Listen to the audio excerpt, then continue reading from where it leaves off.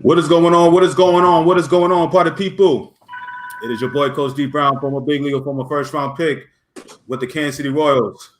And man, this is one of those promptu times where I felt like this was one of those we needed to get on. All right, me and my guy right here. We first met, man, 22 years ago as youngsters. Right? Yeah, I know. 22 years ago, hustling in Bradenton, Florida, IMG, not too far away, where we were just hustling, trying to make it to the league as baseball players. This gentleman here ended up stepping away from the game of baseball at the age of 2021, going to Oklahoma State, balling out at Oklahoma State for 2 or 3 years, and then getting drafted in the third round by the Green Bay Packers, playing again alongside the greats of like Brett Favre, and then finishing his career with the Houston Texans. And I've known this guy for 22 years, and we always remain super tight. And he's an Oklahoma State grad, and of course, with a lot of things going on in the country with the race issues, all of that. Mike Gundy, the head coach, is in a lot of hot water right now, and I was like, it would be good for my guy to come on, being an Oklahoma State grad and or alum, I should say, and feeling the rafts and talking about the story to this. I know he's a football guy, but this is a baseball dude who started with baseball. All right, this is don't let him fool you. I was going to post some Packers pictures and NFL and all of this, but he was a baseball dude. So a great story from the rough streets of Miami, and made it out, and has been a great friend of mine for many years, man. So without further ado, Vernon Morency joins us, former running back with the Green Bay Packers and Houston Texans. I know him as Mo. All right, so Mo, everybody all my guests that always come on, man, I always have them start from the beginning, man. Tell them about where you from. I kind of spilled the beans on that, but tell them about where you from, your playing career, to what you're doing now, man. Yeah, no, D, it's always a pleasure catching up with you. You're my right-hand man. So it's fun to be able to jump on your platform and just kind of sit back and just have a conversation just about life, right? And so, born and raised in Miami, Florida. Like you mentioned earlier, I was an All-American in baseball and football in high school. Got drafted by the Colorado Rockies. Played about 4.5 years in the Rockies organization. Yep, we met, and it was funny. We met in when I got drafted. That's when we actually met in Bradenton, Florida, and we had some great times. Getting a chance to meet the A-Rods of the world. Well, A-Rod got the chance to meet Gary Sheffield. Well, I knew Gary already, but getting a chance to meet some of the people that we looked up to growing up, right? And then from there, I just had the epiphany, like and this whole thing happened for me when we were in Bradenton, where they started shifting over to bringing in football players. Remember when they started bringing in football players to train for the combine? And something that sparked for me was like, we would have a conversation when, while we're playing baseball, shagging balls or hitting off the tee. We turn around and start throwing a football around, and I just started getting the juices, of just playing, having an opportunity to play football. And I'll never forget the day when Gary was like, "Yo, Sheffield, like, yo, you don't want to live life with no regrets, right?" And that sparked, and I started learning about the insurance policies and things of that nature. Because when I left, I was on the 40, on the just hit the AA roster, right? And so we took out a huge insurance policy and ended up going to Oklahoma State.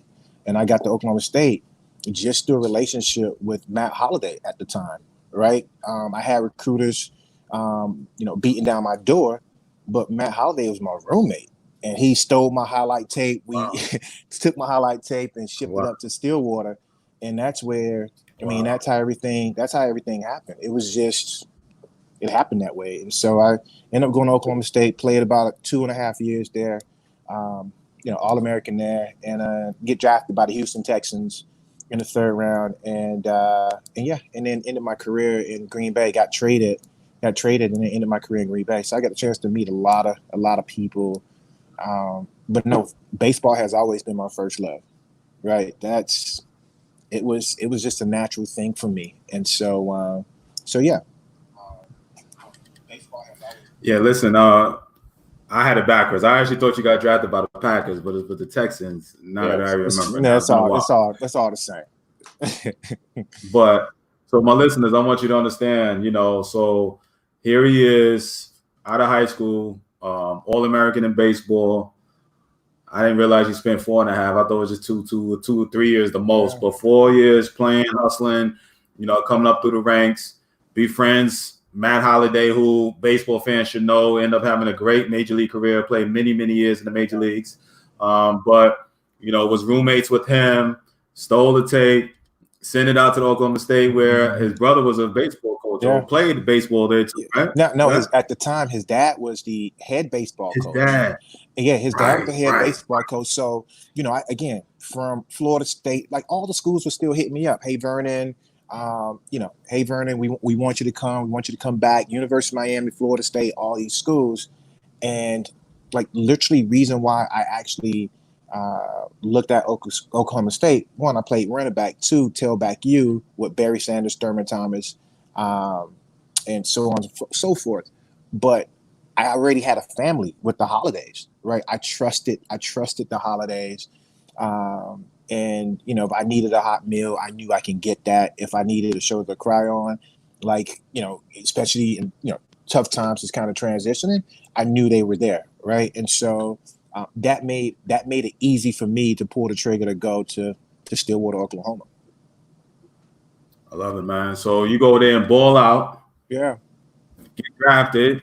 Yeah. Play multiple years in the NFL. Yeah. And then now, in the business world and hustling and doing things, man. But, you always had I know personally, you've always had that love for your alma mater, Oklahoma State, man. I know you and Boone Pickens, billionaire, were super, super tight. Yeah. And before he just passed away recently. And, you would talk about always going back there and how much love you have. So, so now things are different now. You know what I'm saying? The world is on a whole nother level right now.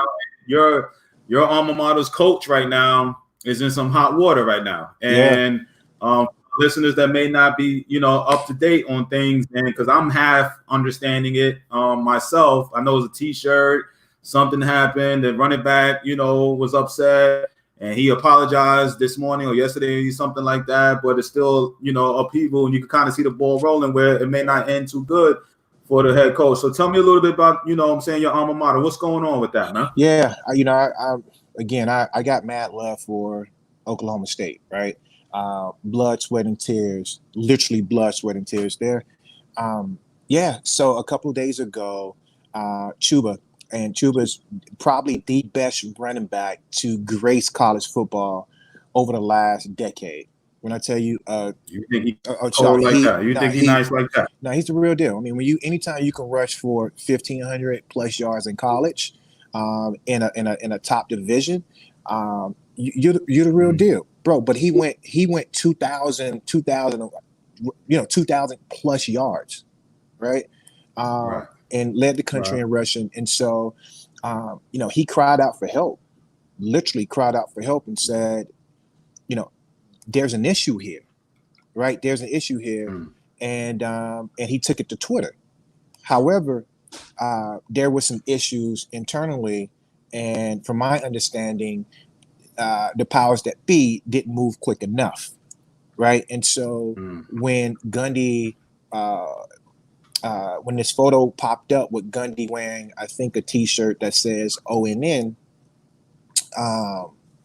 it became a real problem. And Chuba posted, don't quote me, something in the lines of, it was, something needs to change. The message behind the actual shirt. where it was completely insensitive for the black and brown culture, especially in which the times in which we're in today, right? And so that just went viral fairly quickly, and yeah, and I think what Gundy being insensitive to the nature, the current climate of the day, it could potentially be catastrophic for recruiting, right? And so it's just an ugly look. So I mean, I get it, man, but it's a T-shirt, right? It started with a T-shirt. Am I right or wrong, right? Yeah, I think it didn't start with the T-shirt. It was some things going around, or I think the T-shirt portion just took it to another level, right? So it just don't start. It just doesn't start. It's kind of like you're in a relationship, you're dating, and you think everything is cool, right? And then all of a sudden something just blow up, right? Someone literally had something that they were holding on to, and the problem was never resolved, and then something else pops up, and then it just blows up, right? I think that was kind of like the case. I think that was kind of like the case, and I think the T-shirt was just a last straw, where especially in a time in which we're in right now, with the racist battle, well, the riots and things of that nature, regarding the insensitive killing and the unjust. Yeah, I think that T-shirt and the message behind the T-shirt just took it to another level. I look at it like, I'm gonna keep it 100, man. I know it's insensitive and everything like that, but it's a T-shirt. You know what I'm saying? And I know it ain't right. It ain't no KKK, nothing crazy like that. Let me give we getting sensitive out here. Are we getting too sensitive out here? Yeah, no, right now. Yeah, so I think the message. So one would say that shirt could potentially represent or speak to the KKK.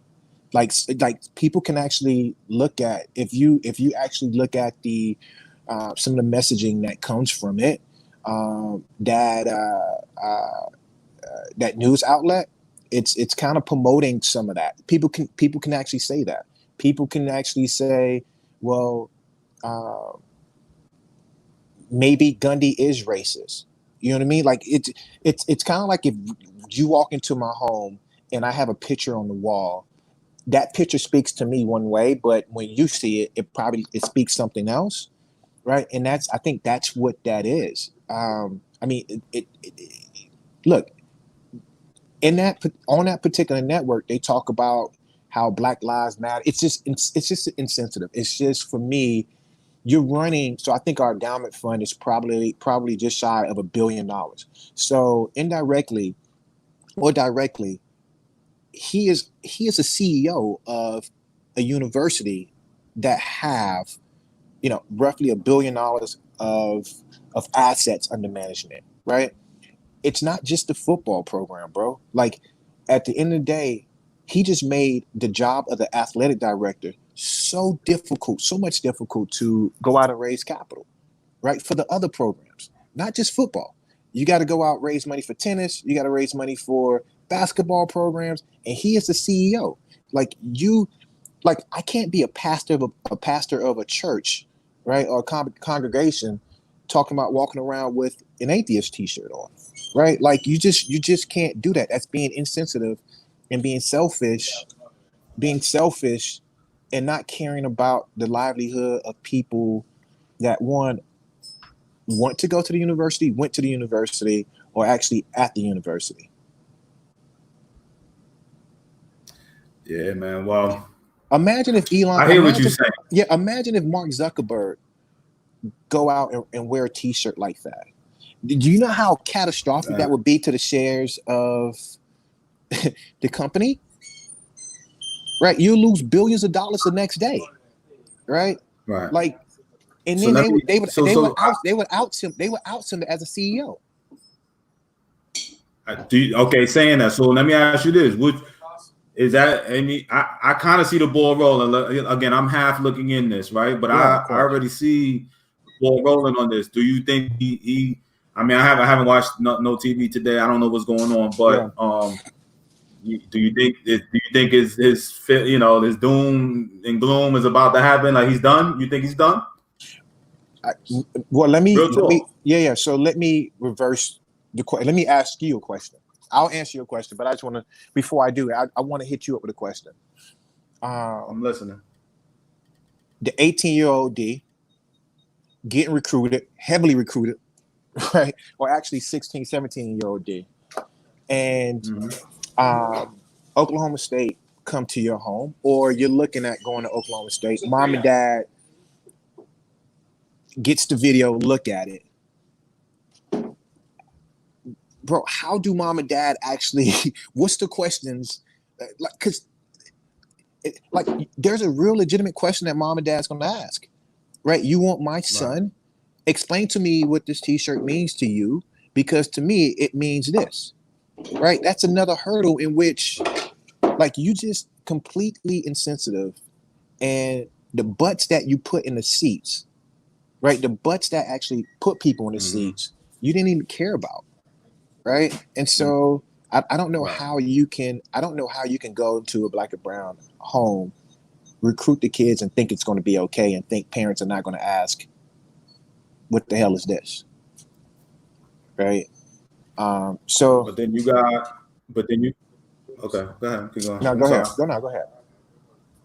No, go ahead. Keep going. Yeah. So I just don't know how you can, and you can't turn around and just send a black guy in there or a black or brown coach in there to say, go ahead and clean up my dirty work for me, right? Because as a parent, I want to hear from you, right? Like the message came from you. So, and then imagine if I'm a coach that's recruiting D Brown, and I know Oklahoma State is hot on his trail. Do you not think I'm going to send the parents that video and say, why in the hell would you let your son go play for this guy, right? And I'm not calling him a racist, right? But it looks to the world as if something's wrong over there. How do you get players? I get it. 15 years, more win. I mean, is he got to be the winningest coach in Oklahoma State, right? Because I mean, the program has always been good, but no, I don't know. You know what I'm saying? He's lasted this long, and he's an minimum 8-win guy every year. No, you know what I'm saying? Yeah, but that's not good. That's not good enough, right? Eight wins. It's just not good enough. What happens is, I think reason why he lasted long, and I think it was good for the program, is because our competitive advantage was, hey kids, there's a revolving door in head coaches in college football. You can literally go into a household and say, I'm not going anywhere, mom and dad. So I can see your kid graduate all the way through, right? A sense of stability anywhere is always a great thing, right? And then not to mention, you're in Stillwater, Oklahoma. Like, you're only going to get a coach, maybe it'll be a revolving door, right? It'll be legitimately revolving door. It's no different than what Les Miles came in, stayed a couple of years because he was my head coach, stayed a couple of years, got the program going, and then left the LSU. Who was your head coach again? Yeah. My head coach was Les Miles, and Mike Gundy was my offensive coordinator, right? So he left Oklahoma State and went to LSU. Right. So coaches would go to Stillwater, Oklahoma as a stepping stone, right? To kind of get patted up on a resume and then get a bigger job. Right. At least with Gundy, you knew he was from Oklahoma. He went to the school. So it was real. It was something real tangible that the university could leverage from a marketing standpoint. But I think this is like almost the ultimate thing that one can actually do, right, to jeopardize the university. Let me ask you this. So I got a question that came in. My boy Thomas Ebbett says, is my son safe at Oklahoma State? Uh, so at least for me, I can only talk about my experience. Okay. I was there 2.5, 3 years. Um, I didn't go to Tulsa, right? I didn't travel to Tulsa. I didn't travel to Oklahoma City. I stayed my butt in Stillwater, right? Because I was scared, right? I mean, I What you was remember scared of, I was man? yeah I What you was scared of? Coming from the no hood of no Miami, walking the no streets of Miami. What you was scared of, man? no I was literally scared because it was a couple cases where fraternities would take pictures of nooses at the frat house, right? Like I'm a kid from Miami, Florida, and hearing that, and it was no recourse against that. You know what I mean? And then right down the street, you got, right down the street, you got the Black Wall Street with the burning down, uh, you know, black businesses and black homes and things of that nature. So yeah, I was scared. Like literally, I stayed in like maybe a 6 mile radius and didn't venture off at all. So for me, the commitment to go to Stillwater, Oklahoma, if it was not for the holidays, I would not have went to. And that was that comfort for me, right? That comfort for me, knowing that, Mm. you know, I had a place to run to. Let me ask you this though. So you coming from Miami, and then you also played in the minor leagues. You know what I'm saying? Yeah, yeah, You've been in some. yeah. You've been in some. Some screwed up Side towns. situations. Yeah, Little. yeah, bro. I've been in the trenches, bro. I've been in the trenches from traveling. I mean, I started off in Tri-Cities, Washington. Like, and we would travel, the Tri-Cities, you would travel Boise, Oklahoma, Boise. I mean, you travel all over the place. And the funny thing about it, for me, I just enjoyed. I couldn't wait to leave. I couldn't wait to travel in a minor league because it was not much of. I mean, at the time. I think I was the only brother on the team, and so you look forward to traveling because at least it'll be another brother on the team, right? And so you knew you felt Mm. safe.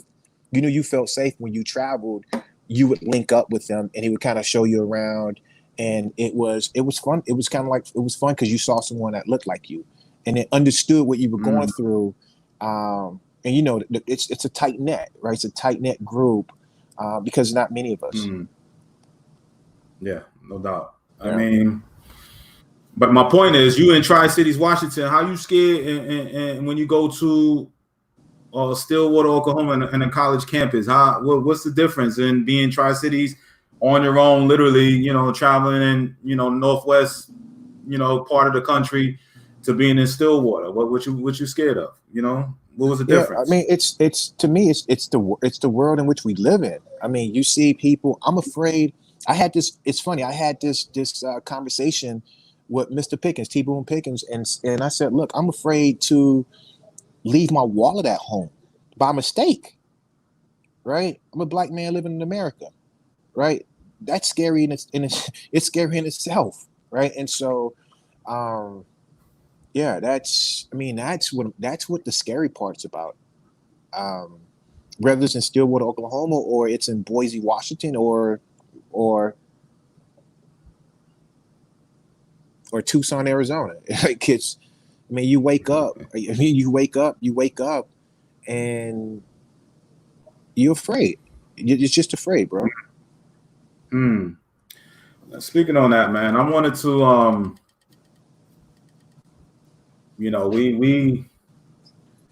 we both had a chance. Obviously, you was a lot tighter with our guy, and he posted something on Players Tribune. I shared it multiple times to Yeah, different, out there on Facebook, and they talked about we talked about Gary Sheffield. You and I both met him around. I don't know. You might have met him early. I yeah, can, yeah, but around that time, 18, 19, and I posted the other day how to us he was he was our LeBron. Like he kept it 100 with us, and always, you know, and he was a star. He would say all the things that we couldn't say, right? But I wanted to, you know, he shared his stories on Players Tribune about things that things that happened to him with the cops, and you know, how he was treated, and his uncle Doc Gooden, who was a star then at that time. Wow. You know, how they were treated, man. But I wanted to, you know, I wanted to talk about, you know, your relationship with Chef, and then I also want to tell any type of stories that you might have had with, you know, any problems or any type of interactions you may have wrong interactions you may have with your own, you know, interaction with the cops. You know what I'm saying? Yeah, nah, cool. Yeah, so I met Gary. It's funny. So I'm born and raised in Miami. So you consider him to be like the LeBron for like kind of like the era now, back then.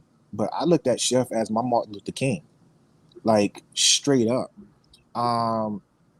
We only had 2 or 3 channels, and so one of the channels where we were watching the Florida Marlins, and I saw him on TV, and he looked like me, and so it made me believe I can actually do it. And I was playing inner city, you know, RBI league when I think I was like 13 years old, and he came out there and kind of signed some autographs, and he came up to me and said, "Look, you, bro, keep doing what you're doing. You all right." And that changed my whole life. And then we reconnected in Bradenton, and he just pretty much literally, I stayed with him, like literally stayed with him. He took care, like literally when I say took care of me when I was in minor league, like literally I needed cleats, I needed I needed bats. I was swinging a real deal, right? And it was, you know, he introduced me to a life that I had zero access to, and taught me how to be a professional on and off the field. Right. So I got the chance to see a good portion of the world in his lens, and then kind of create my own version of it. So but no, I got too many stories, bro. I mean, I'm living black in America. Oh, listen, It's just too many stories, bro. Give me 2. And it's funny, right? You know, I told you I'm with the Pirates now, right? So one of the exercises I literally just had to do this, man. And real talk, I kind of felt a certain way, man. At first I was with it, but then I felt a certain way about telling my stories, and I'll share it with you. I've talked about it, I think, here. Matter of fact, I know I've talked about it on on one of my lives just recently, within the last couple of weeks, with the whole George Floyd thing. But you know, you know, I would love for you to share your story, and we could talk about it. But you know, sometimes, you know, I'm one of those. I try to be optimistic, but on my other side, I'm like, people are gonna hear it. They're gonna either feel bad or be like, "Oh, you shouldn't have did this." Da, da, da, da, da. Yeah. And then tomorrow they wake up and it's not gonna be a big deal. You know what I mean? But give me 1 or 2 stories, man, that you can share, that, you know, life on the road, being an athlete, professional athlete. You know, because people think because we're athletes and we were athletes and we lived up this, you know, this so-called privileged life, that we didn't experience no type of racism or anything like that because we were athletes, man. So I would love to hear, you know, 1 or 2 of your stories, life on the road, man, NFL or minor league baseball. Yeah, I can just talk about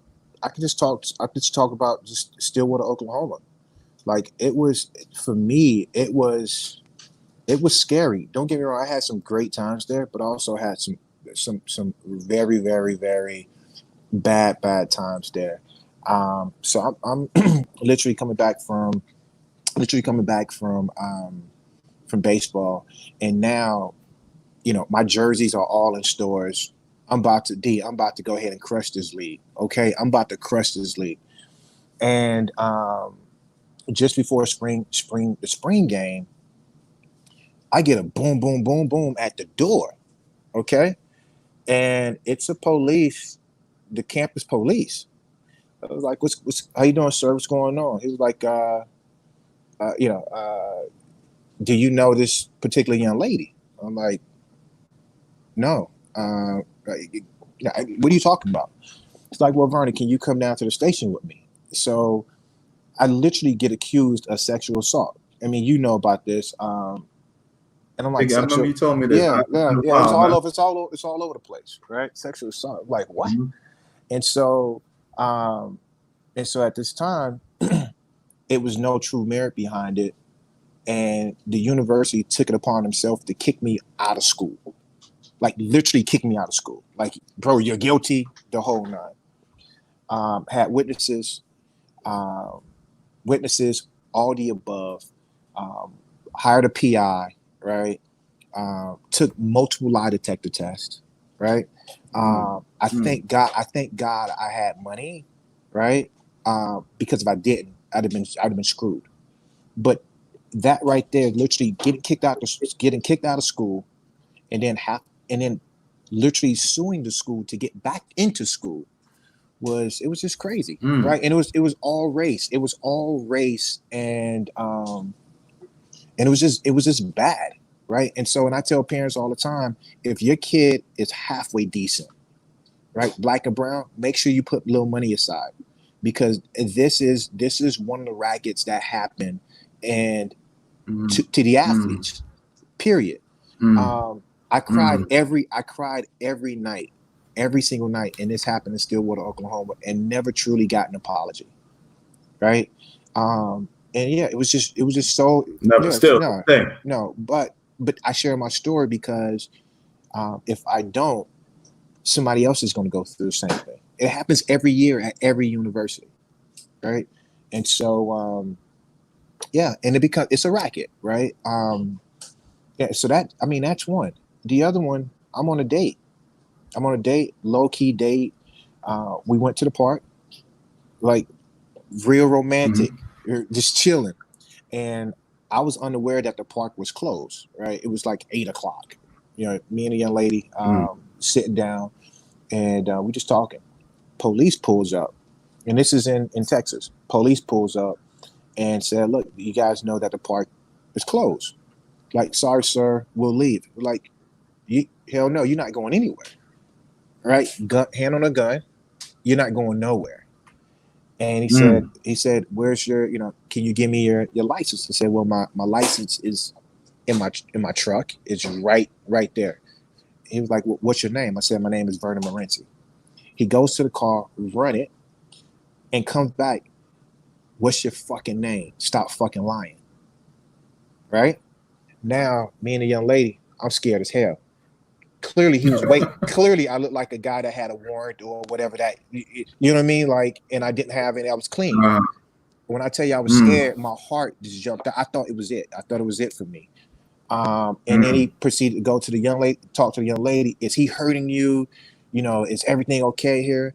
And I'm like, what's your freaking name? I'm like, my name is Vernon Morency. So another cop comes up, and the young lady, she was mixed. And Okay. and so the young lady was like, look, he's not a threat. What are you guys doing?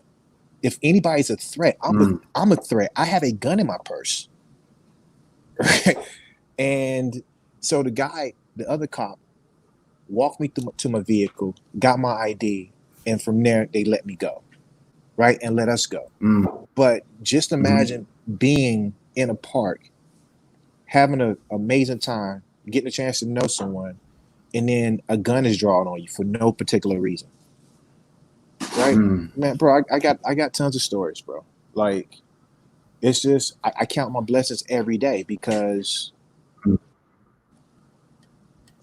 I feel like I'm living on bar. I feel like, yeah, bro. I feel like I'm living on borrowed time anyway. Right, like being black in America, it's like we were growing up. It was one of those situations like, yo, if you made it to 25, you were good. At least where I'm from, and that's crazy. That's a crazy mindset to even have, but that's how we looked at it, and it's crazy. And so, I think it's important to share our stories because,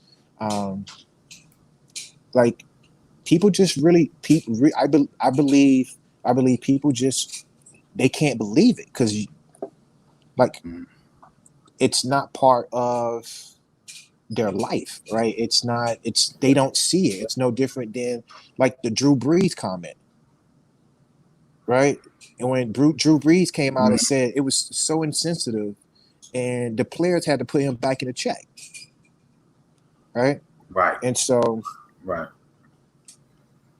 Yeah, I look at it like this, man. I wanted to get some of these questions that came in while you was talking, man. And so, somebody on Facebook says, "Was Vernon there at OK State when Gundy stuck up for his players, making the 'I'm 40, come after me' speech after the game?"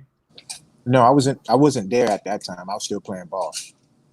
I was playing ball. I left already, and I think at the time, I was with Green Bay. Yeah. All right. I got another one here. It says, Russ says, with the racial hatred, why do so many black players sign with white agents and trust white financial advisors, but you know that so many of the players end up broke with white agents? Man, that's a great question, bro. That's a great question. You got to, at least for us, I didn't grow up with a financial advisor around the house. You know what I mean? And in our network, we don't have them, right? And so, at least in my network growing up, I can talk about my football experience where these guys would know who's getting drafted and then actually show up at the university. Totally illegal, right? And so what happens is we don't know how to do due diligence at all. So the due diligence, I think that's the we need to learn how to truly do due diligence. Because the due diligence portion for us was, okay, what athlete you have, right? And that's the wrong type of due diligence. And so yeah, we just do a bad job in in the due diligence process. I do. What up? I'm sorry. Go ahead. Keep Yeah, going. yeah. So I know there's some great financial advisors, black and brown, right? But yeah, we just got to do a better job in filtering. We got to do a better job in filtering through the financial advisors.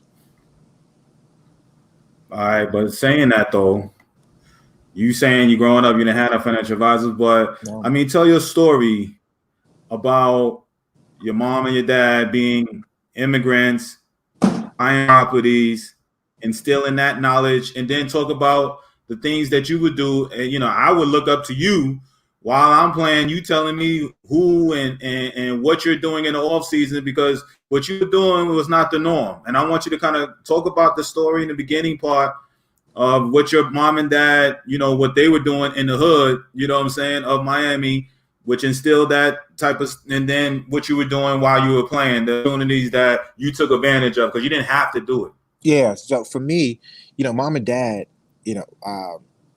born in Haiti, right? Came over to the U.S. with very little, and so everything that we did, it was just out of necessity, right? Barely could speak English, and mom and dad would work, 3 or 4 jobs, and then they would put aside at least $50 or $100 um, aside, and it would be down payment to start buying single family homes, right? And so it was fascinating to me because they had no clue about redlining and things of that nature, right? So they couldn't get finance anyway. And so, but they found people to sell or finance it and then actually put down the money, right? And then from there, we would go into the homes. I remember going into the homes and then turning into a duplex, right? And so everyone that was coming in from Haiti, X, Y, and Z, they had a place to stay, right, within the network. And I consider that to be the Airbnb, right? All they did was just put tech to it, right? And so I started learning that piece. And then, yeah, my very first property was when I got drafted. Like I would buy down the debt with my money from baseball, buy down the debt of my family's stuff. And then from there, I just started accumulating properties from there, right? And so, I mean, that's how it worked for me. And then, Talk about Tell me about what you was doing in the off season, man. Yeah, so in the off season, for me it was for me the off season was game time for me, even during the season. So, and I with baseball or football, every away game, I would have meetings with brokers, agents, business professionals. I'll take them out to eat, take them out to lunch, and then give them game tickets afterwards. Right? They got the chance to meet me as a person, right? And then we just cultivated a relationship. So it allows me to understand the real estate market in different marketplaces and things of that nature. So I did that. I did that my whole career in baseball, right? And then I just brought that over to football. And yeah, there's a ton of things I've done. I went to B school, went to B school, went to Wharton School of Business. Also attended Babson That's College. what I'm talking about. Yeah, About Babson that, College. what you were doing in the off season, the type of program that NFL did, Yeah, and you was so it was taking big for advantage me of. because real estate was always. You hear me? Hello, I can hear you now. Can you hear me? Yeah. What I was saying is talk about what you was doing with going to school in the off Yeah, seasons, where most people are chilling. I want you to talk about what you was doing going to business school. yeah. So yeah. During the all season, it was game time for me. It was one of those situations where either one, I can hang out on somebody's island, right, or two, I can just harness the knowledge that I need to be prepared when I'm done playing sports. And so I got the chance. I was blessed to uh, be selected to go to B school at Wharton School of Business, and it was one of the best experiences of my life. Period. I got a chance to meet um, some of the who's in this world that's literally running the infrastructure or this core fabric of this world. And so that was huge for me. It just took my mind to another level. And then also attended Babson College. People probably never ever heard of Babson College, but Babson College is the number one entrepreneurship program or college in the world. Right? It's kind of like in the middle of MIT, and it's in the middle of like literally in the middle of uh, uh, in Boston. So it's cool. It was cool. So I got a chance to just kind of just feed my knowledge, and that made me a better ball player as well. So it was fun. It's fun. Um, yeah, I yeah, mean, dude. and you poo pooing it, but I want to make sure everybody know because we talk about white agents and black agents and being broke and all that type of stuff. But this dude right here in the all season was going to business school, Wharton Business School, same school that your boy Trump, you know what I'm saying, Yeah, yeah, president right now went to. He's going in the off season, spending time there, learning the trade, taking the time yeah. out. And this is when, obviously we both playing at the time. He's in NFL. I'm in the league over there. And he's telling me all the things he's doing. I'm like, I got to step my game up. He's over there amassing, wow. So talk about some of the investments that you made. We turning this whole thing around. We started with a Gundy, but we turning this whole thing around Yeah, because, story needs to be told, man, because we always hear the negative side of things. But I want people to know that, there's educated athletes out there that's doing some really great things, man, and that kind of come from nothing. So talk about, some of the smart investments you made post football.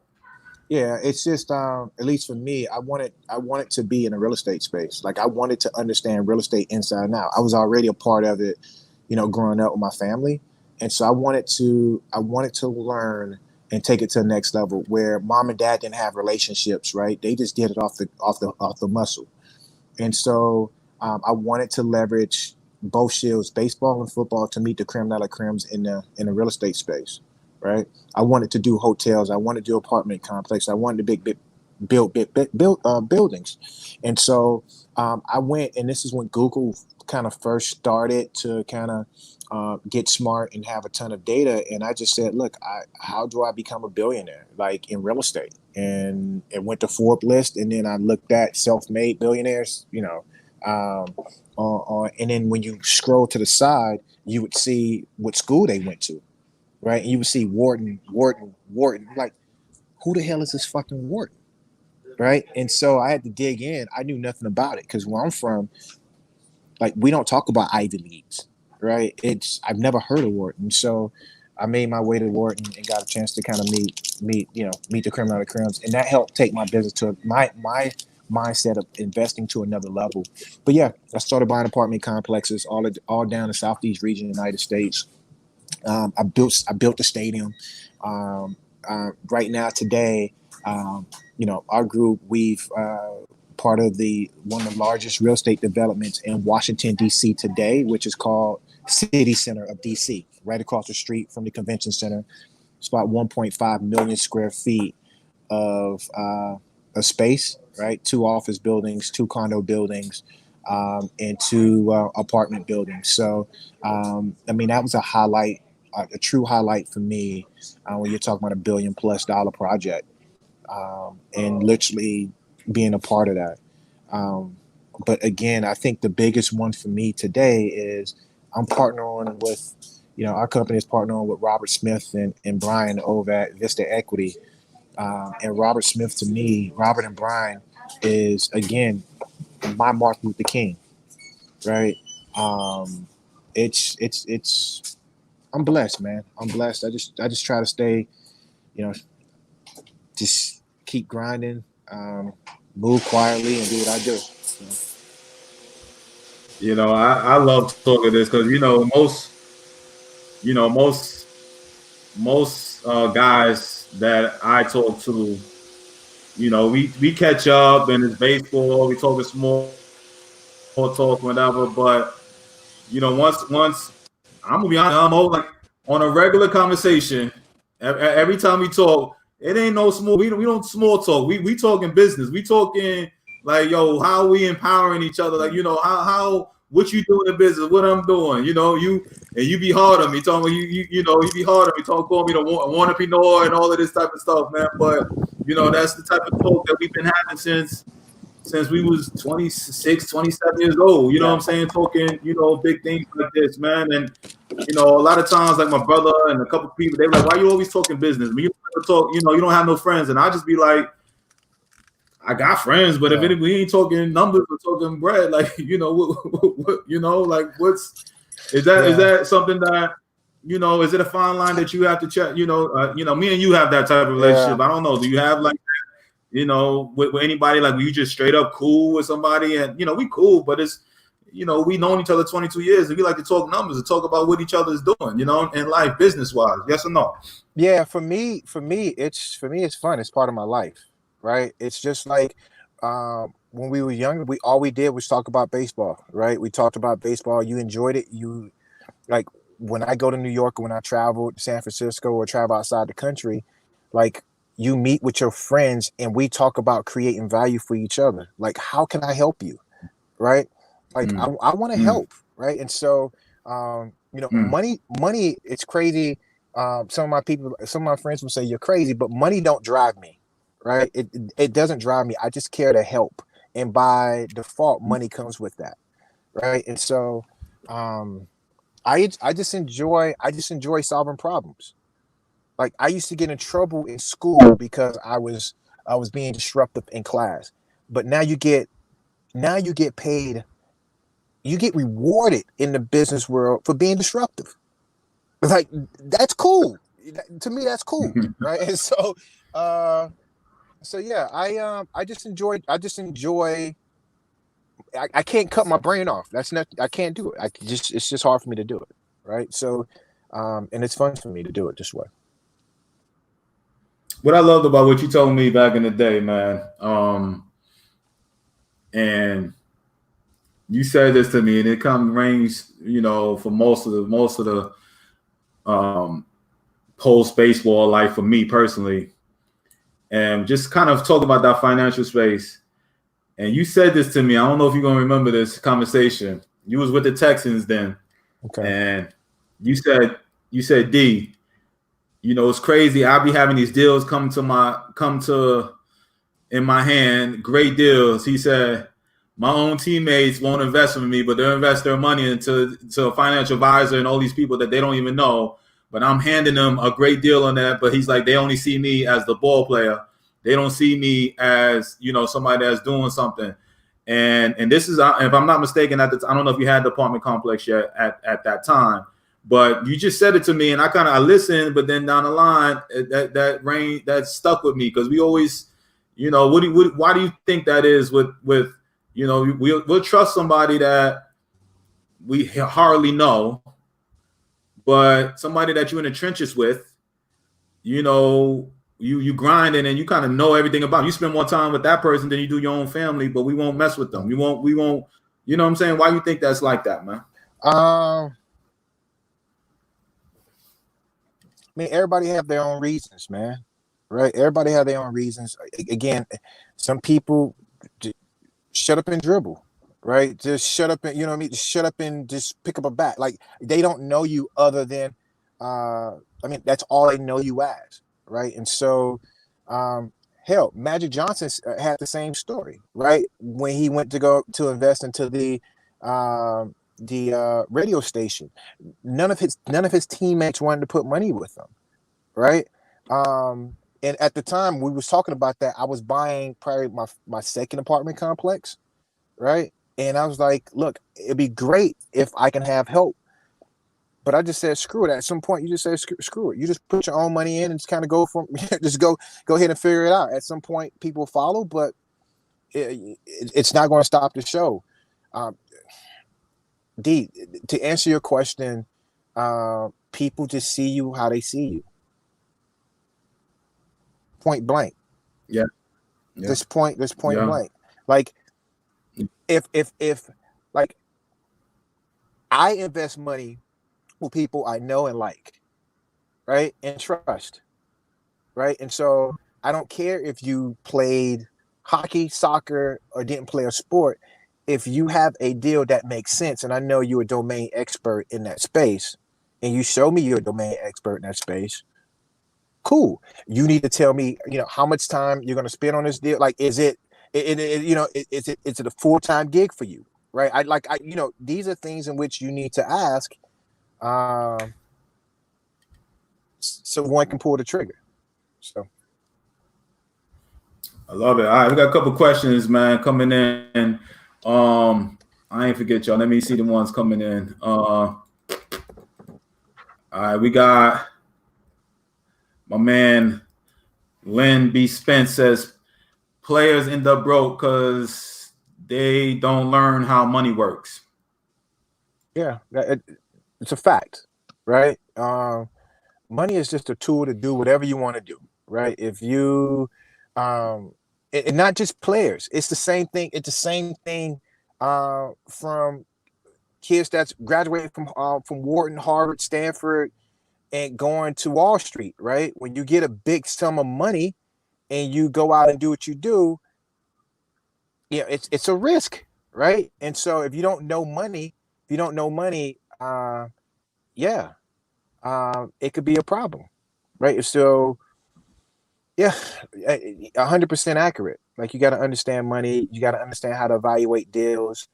But the difference is that eyes are on us, and it's a story, right? It's a real legitimate story that, the narrative can be changed, where, athletes are going broke, blah, blah, blah, blah, versus nobody cares about the investment banker that went broke.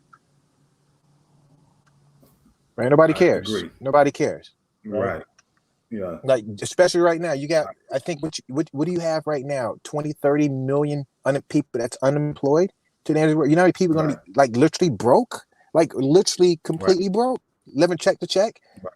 Nobody's really, that story, it's not a big story, right? Like, we're not talking about it like we should, because we're talking about COVID, right? But you're talking about 20 million plus people with no jobs, trying to figure out, how they're going to eat, how they're going to feed their family.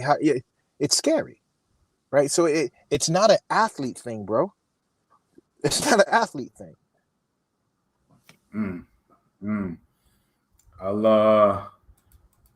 Let me see. We got Russ says, how does he invest back into the neighborhood that he grew up in? And what scholarships or businesses do you have back in his old neighborhood? How do we get wealthy blacks to buy back our neighborhoods and build our own schools to teach wealth strategies? Yeah. So what I believe in is that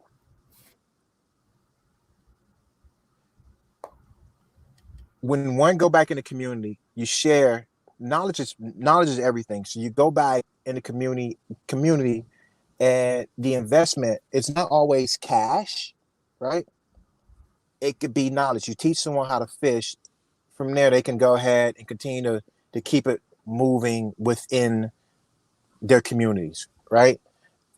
That's one. But two, my job is to build a big enough business so that I can still teach, but yet then start deploying capital into young entrepreneurs, right? So that's what I'm doing. My job is to make sure that I find the right partnerships, right, to scale my business. Therefore, I can turn around and reinvest in people that look like me, right? And so that's what I do, right?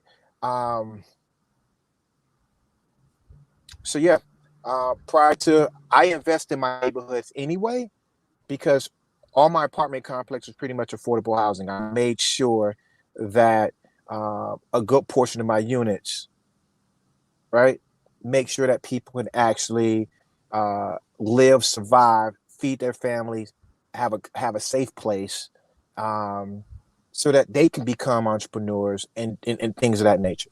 So. No, I love it. All right. He says, when are you writing a book? You know what? The time, I get phone calls all the time about writing a book, and I've always been like, yo, my story is not going to change, right? Like when I'm ready, but I almost believe the time should be now, because I think people are now listening, right? I think people are now listening. And to me, timing is everything. And I have a lot to share because I've gotten a chance to meet D. I sit back and I got a chance to meet a lot of freaking people, all walks of life, from OT, like it's crazy. I think it's now.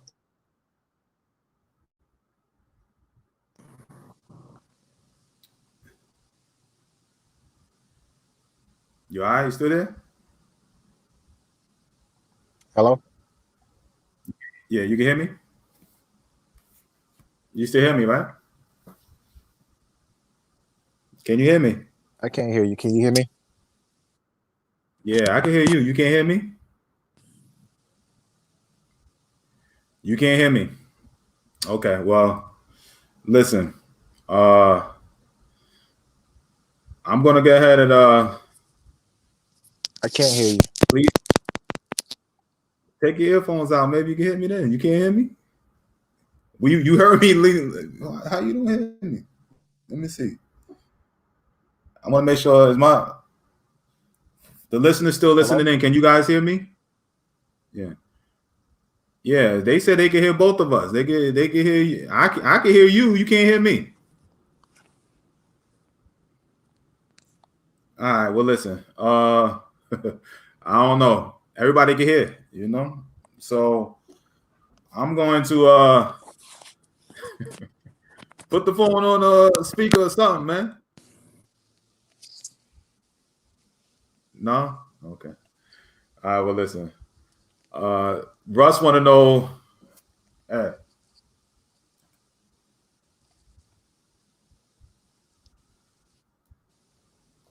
Read the question. Read the question.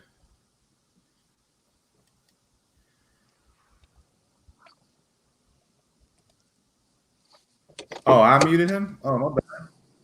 Oh, okay. I didn't know I did that. How I mute him? How I mute him?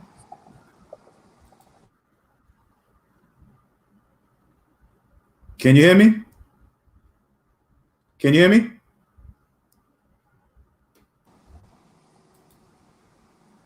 Oh, Lord. I don't know. You can't hear me. Can you answer the question? Tell me the story of how you play football and baseball. All right. Well, listen. He's all right. Listen. All right. Well, I commend you both for taking the chances. It's truly a blessing to see young black athletes maintain their money. Listen, man, I'm going to get ahead, and maybe he'll come back in. But the reason I have my man come on, we've been talking about this for a long time. I'm going to end this like this. I appreciate everybody listening in. One of the main reasons I wanted to bring him on, obviously because he is a former minor league baseball player who, he's going to come back in. And former minor league. Can you hear me now, Mo? Let me see. Let me bring him back in.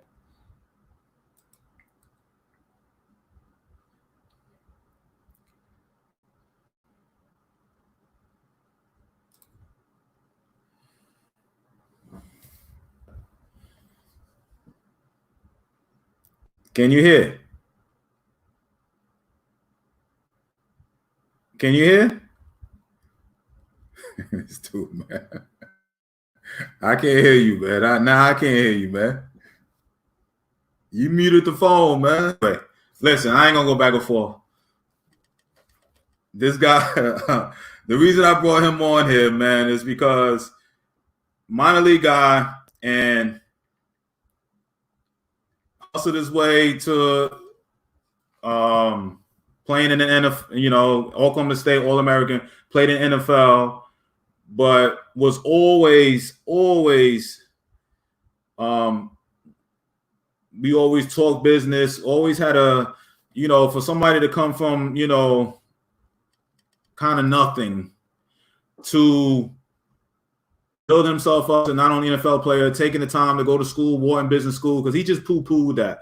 But somebody who was playing himself in the offseason, I was just chill. Like he said, I would be one of those guys that was chilling, you know what I mean? And he was the one that kind of got me into start buying properties when I was playing. And, we just, kept going and built a real strong friendship from that point on. And obviously a business relationship. We never did business together, but a strong business relationship, business-wise. Can you hear me, Mo? Can you hear me? Anyway, I wanted to make sure I brought him on here so he could share his story. We didn't mean it or anything like that. It just branched off because this is how normal conversations go. All right, when we get on and when and I tell the story all the time, when you meet a lot of ball players, I've been around the game, pro game, about 20 since I was 18 years old, right? So over 20 something years. I'm known this guy since 18, 19 years old, and been around this game, and you meet a lot of people, but you'd be surprised how many guys that you stay in contact with. You know what I'm saying? And he was one of those guys that we befriended and all that stuff. And I would just love to be told the stories of Bill. I text him. He knows it's muted. I don't know. But I don't know what else to tell him, man. He's watching, but I don't know. I can't keep going back and forth. I just texted him, right? He muted his phone. You muted your phone, Mo. So anyway, can you hear? Can you hear? Anyway, I can't go back and forth. Okay, listen. Lord.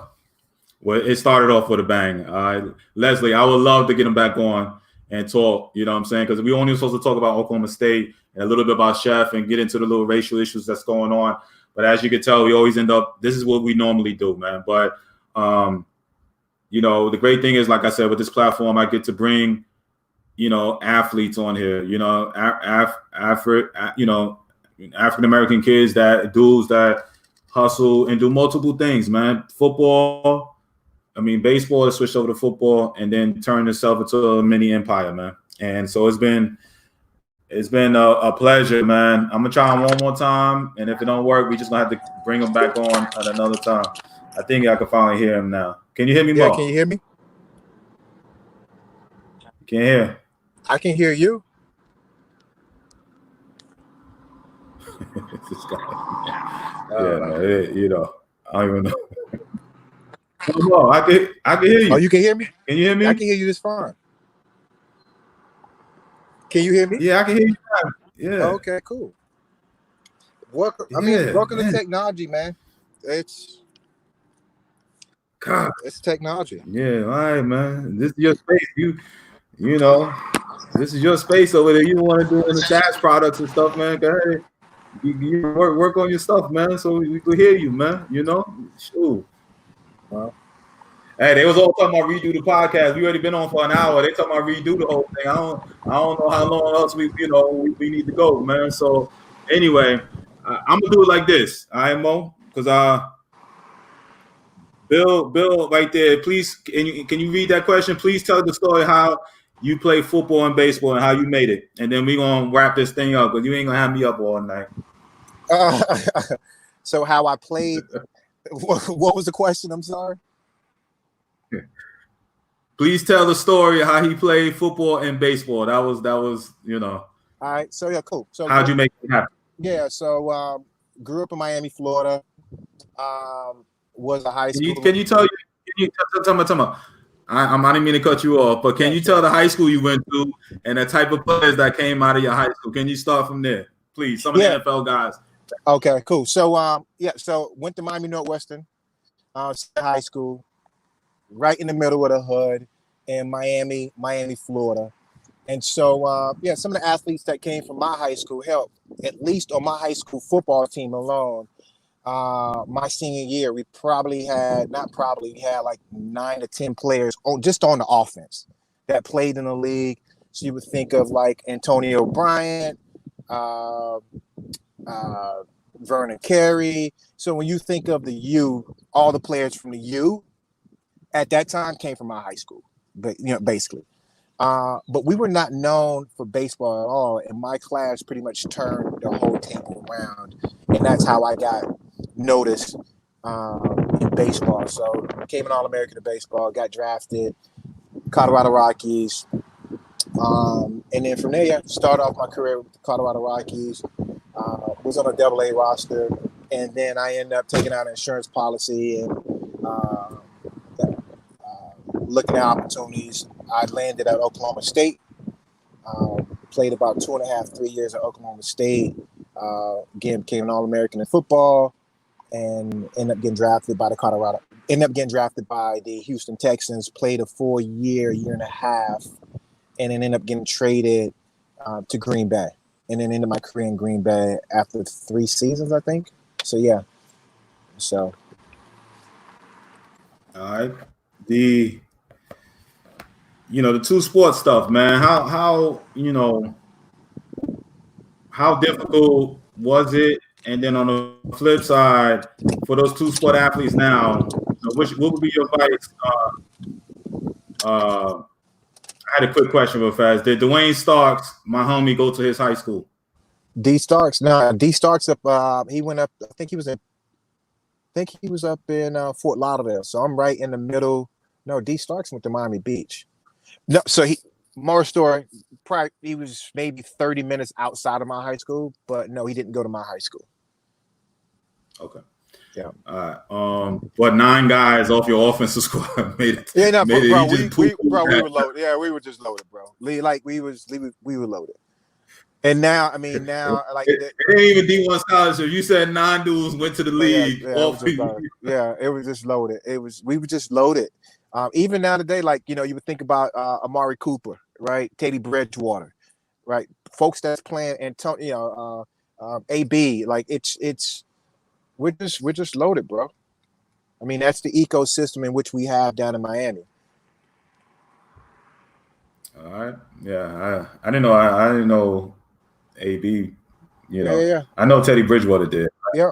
We got a slew. Ocho Cinco. Everybody comes from my high school. Like, yeah. Like I remember that one thing. We were like the IMG. Like we're like the IMG of like football. Like my high school before IMG actually put some structure. They put some structure behind it. but the Right. IMG get players from all over the country or all over the world, bro. It's like in Right. a 5 mile radius, like a 5 mile radius of straight like pit That, bulls. that's crazy. Yeah. That's crazy.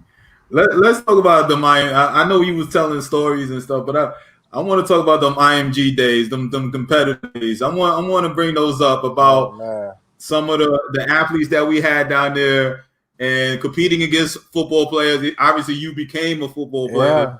but this is when you were still a baseball player. I want because ING Academy, what it is now, that wasn't that back in those days over No. there.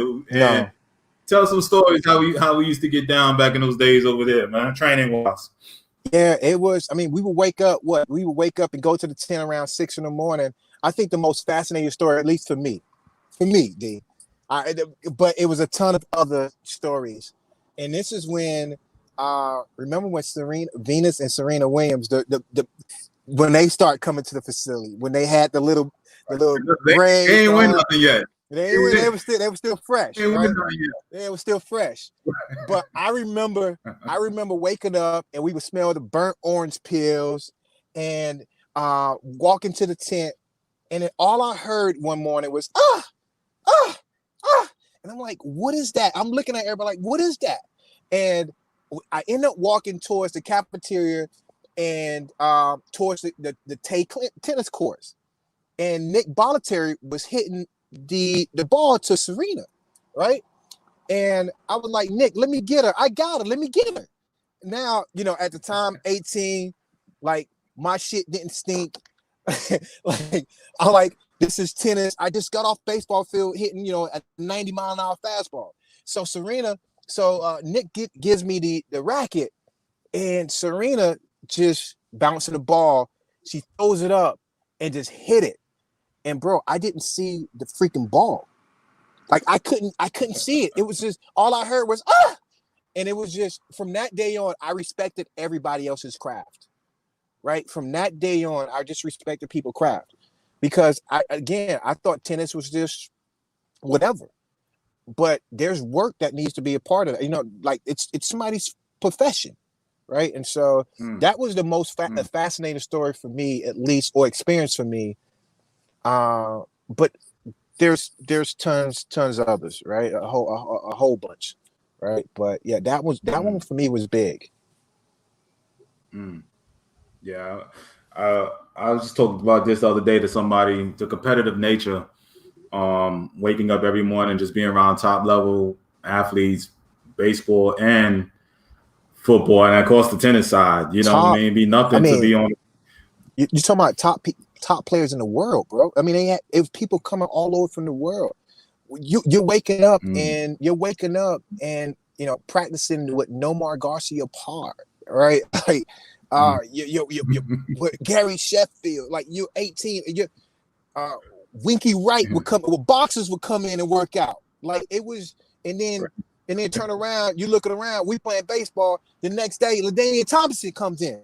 You know what I mean? Right. And then the next day, you're sitting down with Thomas Jones, right? It was just, right. Bro. It was, yeah. It's the energy. What I look at IMG is the equivalent, at least in my space, of like a Silicon Valley when you just around techies and they're just energized to disrupt the world, right? It was kind of like us coming in an incubator, and our job was to disrupt the game, right? Without telling everything else. It was just, the ecosystem was amazing, bro. It was amazing. It was. I don't think we gave it the. I mean, we worked hard. I don't want to say it, but I don't think we recognized what was going on at that time. You know what I'm saying? No, you did. I did, bro. Bro, D, to be around you every day. No, you understand? I was sitting back. I was a sponge. Like I was always a sponge. I was giddy. I was like, I'm sitting here. I'm like, how in the hell I get here? Like literally, I would sit back and like, how in the hell I get here? Until at one point, I was like, shit, why not me? Why not me?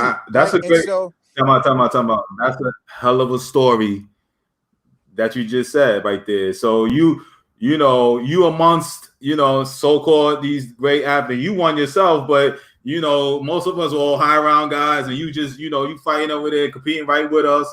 And then you just was like, yo, I'm just as nice as these dudes over here that so-called doing this and that. And then you get to that point of why not me? You know what I'm saying? I think that's a great story right there. You know what I mean? Yeah, it was for me. It was D. Once I saw you put your pants on one leg at a time, I was like, I do the same exact thing. Like, why not me? Or even in the business room, and I'm sitting next to whoever. I'm supposed to be. I'm supposed to be here, right? I can create. I create value, right? Why not me? And I'm in this room for I'm in this room for a reason, right? Because I create value, right? And so, yeah, that's just how. I mean, that's just how it is for me. Yeah. Hey, listen, Mo, man, it's been a pleasure, like always, my brother. Yeah. I always, now that we can hear you, I want you to end this. We'll get you on one of these, this was kind of promptu, boom, let's just rap. And I loved it. You know what I'm saying? No real structure, but that's just how we do. Yeah. But I would love for you to finish with a great message for the listeners that are still listening in right here. Any type of message that you can, you could think of, man. Yeah, I think I would just go back to what we just got done talking about. For young kids, like, yo, why not you? If you have a vision, why could it not be you? Right? You just gotta, if you can see it, if you can dream it, you can achieve it. And that's what I'd like to leave off on. Period. If you can see it, dream it, why not you? I ain't gonna say no more, man. Mo, I love you, my guy, too, man. 22 plus years in this thing, man. Still rocking and rolling, man. Doing your thing. Wealth of knowledge, man. And I appreciate you coming on, man, sharing your stories, man. And we need to do this. Leslie said definitely need to write a book, and I agree. You know what I'm saying? I definitely think that more people need to hear your story, because it is, I tend to try not to hang around people that I don't respect, or, I don't have time for, you know what I mean? And like I said, we both have met many people in this world, you know what I mean? And, the fact that we still rocking with each other and all of that, because again, you add value in my life, and I like to think I do the same for you. No, you know what I'm saying? So, you know what I mean? So I appreciate you, my brother, coming on. Listen, tomorrow I will be back on at my normal time, 4 p.m. We have Bianca Smith coming on. We got a female assistant baseball coach coming on in college. You know what I'm saying? Nice. So I'm anxious to hear her story. Yeah. So she may be. I've done about 300 of these. Mo, in the last year and a half. Going October will be 2 years. I've been rocking with this. Yeah. So I think she may be my first woman. About time. She may. Yeah, I know, right? I know. Oh, Lee. I know. God. It ain't on purpose, man. But we talk about the sport of baseball. It ain't really too many, women out here like that. So she's gonna be my first one. So I'm happy to, I'm happy to, have her on. It's gonna be fun. I can't wait to tune in. That's gonna be big. I just can imagine the stories that she has, right, and kind of what she had to go through the ranks and everything else. Those are the stories that I appreciate the most, right? Because it was a real struggle to get through. It wasn't like anything handed down to her, right? Her story could be relatable, right? So I look forward to hearing that. No doubt. That's what's up. All right, man. I love you, bro. Peace. I love you, my guy. Parents and friends, good to see you guys. Thank you guys for listening in. And I will be on tomorrow, 4 p.m. And let's Bianca Smith coming on, and let's hear her story. Just like we heard my boys Mo's And I try to keep bringing these stories on, man. Just great athletes, great people that, have changed and done some great things in this world, man. So peace and love to you guys. 4 p.m. Eastern tomorrow. Keep this ball rolling. Love you guys. Peace.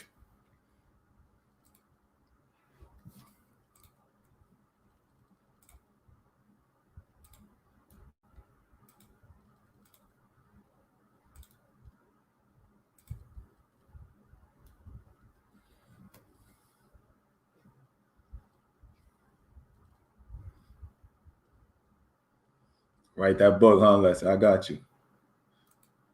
Let me see if I can write a book if I can't turn the damn thing off.